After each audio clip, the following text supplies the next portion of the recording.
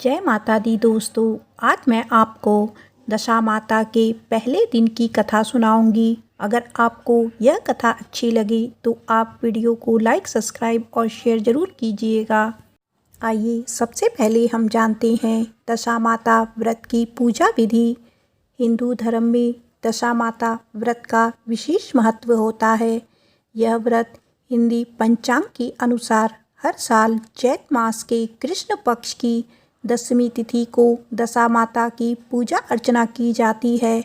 साल 2025 में दशा माता का व्रत पूजा 24 मार्च दिन सोमवार को किया जाएगा। दशा माता पार्वती का ही स्वरूप है।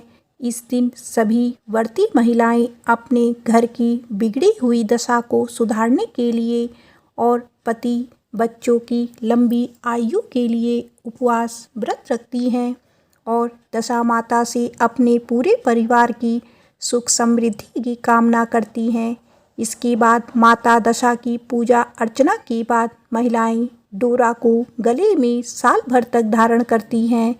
मान्यता है कि ऐसा करने से सभी परेशानियों से मुक्ति मिलती है और घर के सदस्यों की उन्नति होती है। लेकिन जो महिलाएं इस डोरे को पूरे साल भर तक धारण नहीं कर सकती हैं तो वह महिलाएं बैसाख मास के शुक्ल पक्ष में कोई भी अच्छा दिन देखकर माता के चरणों में अर्पित कर सकती हैं। दशा माता व्रत के दिन सभी व्रती महिलाएं यानी चैत मास के दशमी तिथि के दिन सभी सुहागिन व्रती महिलाएं कच्चे सूत का 10 डोरा लेकर उसमें 10 गांठें लगाती हैं। इसके बाद पीपल के वृक्ष के नीचे बैठकर पीपल वृक्ष की पूजा अर्चना करके 10 बार डोरी लपेटते हुए पीपल वृक्ष की परिक्रमा करती हैं। इसके बाद नल दमयंती की कथा पढ़ती हैं या सुनती हैं। फिर उस डोरी को गले में धारण कर लेती हैं। इसके बाद महिलाएं घरों पर हल्दी और कुमकुम के छापे लगाती हैं और व्रती महिलाएं केवल एक ही बार बिना नमक का बना हुआ भोजन करती हैं। मान्यता है जो महिलाएं इस व्रत को एक बार कर लेती हैं तो पूरे जीवन भर करना पड़ता है, क्योंकि इस व्रत का उद्यापन नहीं किया जाता है। तो आइए अब सुनते हैं दशा माता की पहले दिन की कथा। एक राजा था, उसकी 2 रानियां थीं। बड़ी रानी के संतान नहीं थी, छोटी रानी के पुत्र था। राजा छोटी रानी और राजकुमार को बहुत प्यार करता था। बड़ी रानी छोटी रानी से ईर्ष्या करने लगती। बड़ी रानी राजकुमार के प्राण हर लेना चाहती थी। एक दिन राजकुमार खेलता खेलता बड़ी रानी के चौके में चला गया। बड़ी रानी ने राजकुमार के गले में एक काला सांप डाल दिया। छोटी रानी दशा माता का व्रत करती थी। राजकुमार दशा माता का ही दिया हुआ था। दशा माता की कृपा से राजकुमार के गले में सांप बिना नुकसान पहुंचाए चला गया। दूसरे दिन बड़ी रानी ने लड्डुओं में जहर मिलाकर राजकुमार को खाने के लिए दिया। राजकुमार जैसे ही लड्डू खाने लगा तो दशा माता एक दासी का रूप धारण कर आई और राजकुमार के हाथ से लड्डू छीन लिया। बड़ी रानी का यह वार भी खाली चला गया। रानी को बड़ी चिंता हुई कि किसी भी तरह से राजकुमार को मारना है। तीसरे दिन जब राजकुमार फिर बड़ी रानी के आंगन में खेलने गया तो रानी ने उसे पकड़कर गहरे कुएं में धकेल दिया। क्योंकि कुआं बड़ी रानी के आंगन में बना था, इसीलिए किसी को भी पता नहीं चला कि राजकुमार कहाँ गया। लेकिन जैसे ही बड़ी रानी ने राजकुमार को कुएं में धकेला तो दशा माता ने उसे बीच में ही रोक लिया। दोपहर हो जाने पर राजकुमार के ना लौटने पर राजा व छोटी रानी को चिंता सताने लगी। दशा माता को भी इस बात की चिंता हुई, राजकुमार को उसके माता पिता के पास किस प्रकार पहुंचाया जाए। राजकुमार को तलाश करने वाले कर्मचारी निराश होकर बैठ गए। राजा व छोटी रानी पुत्र शोक में रोने लगे। तब दशा माता ने भिखारी का रूप धारण किया और राजकुमार को गले से लगाए राजद्वार पर पहुंची। वह राजकुमार को एक वस्त्र में छुपाए हुए भिक्षाएं मांगने लगी। सिपाहियों ने उसे दुत्कार कर कहा, तुझे भिक्षा के पड़ी है और यह राजकुमार खो गया है। सारे लोग दुख और चिंता से व्याकुल हो रहे हैं।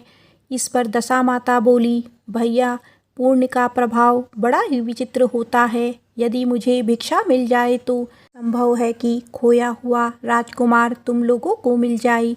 यह कहकर वह देहरी पर पैर रखने लगी। सिपाहियों ने उन्हें आगे बढ़ने से रोका। उसी समय दशामाता ने बालक का पैर वस्त्र से बाहर कर दिया। सिपाहियों ने समझा कि कुंवर उसके हाथों में है, इसीलिए उसे अंदर जाने दिया। दशामाता कुंवर को लिए हुए भीतर चली गई। उसने राजकुमार को चौक में छोड़ दिया और वापस चली गई। परंतु रानी ने दशामाता रूपी भिखारिन को देख लिया था। उसने कहा कि खड़ी रहो, और कौन हो तुम?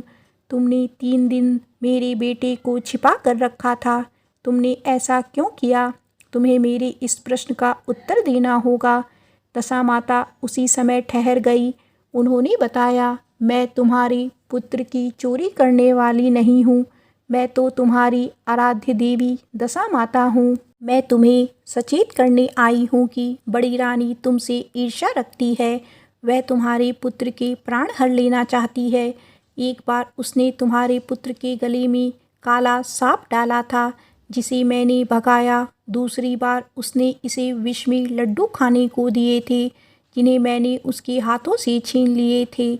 इस बार उसने तुम्हारे राजकुमार को अपने आंगन के कुएं में धकेल दिया था, और मैंने इस बीच में ही रोक लिया और इसकी रक्षा की। इस समय मैं भिखारिन के वेश में तुम्हें सचेत करने आई हूँ। यह सुनकर छोटी रानी दशामाता के पैरों में गिरकर क्षमा मांगने लगी। छोटी रानी विनती भाव से बोली, जैसी कृपा आपने मुझ पर दर्शन देकर की है, मैं चाहती हूँ कि आप सदैव इस महल में निवास करें। मुझसे जो सेवा पूरी होगी मैं करूँगी। इस पर दशामाता बोली कि मैं किसी के घर में नहीं रहती। जो श्रद्धापूर्वक मेरा ध्यान स्मरण करते हैं, मैं उसी के हृदय में निवास करती हूँ। मैंने तुम्हें साक्षात दर्शन दिए हैं, इसीलिए तुम सुहागिनियों को बुलाकर उन्हें यथाविधि आदर सत्कार के साथ भोजन कराओ और नगर में ढिंढोरा पिटवा दो कि सभी लोग मेरा डोरा ले और व्रत करें। इतना कहकर दशामाता अंतर्ध्यान हो गई। रानी ने अपने राज्य की सौभाग्यवती स्त्रियों को निमंत्रण देकर बुलाया और उपटन से लेकर शिरोभूषण श्रृंगार कर उनकी यथाविधि सेवा कर भोजन करवाया और दक्षिणा में गहने आदि देकर विदा किया। रानी ने अपने राज्य में ढिंढोरा पिटवा दिया कि अब से सब लोग दशामाता का डोरा लिया करें। प्रेम से बोलो दशामाता की जय।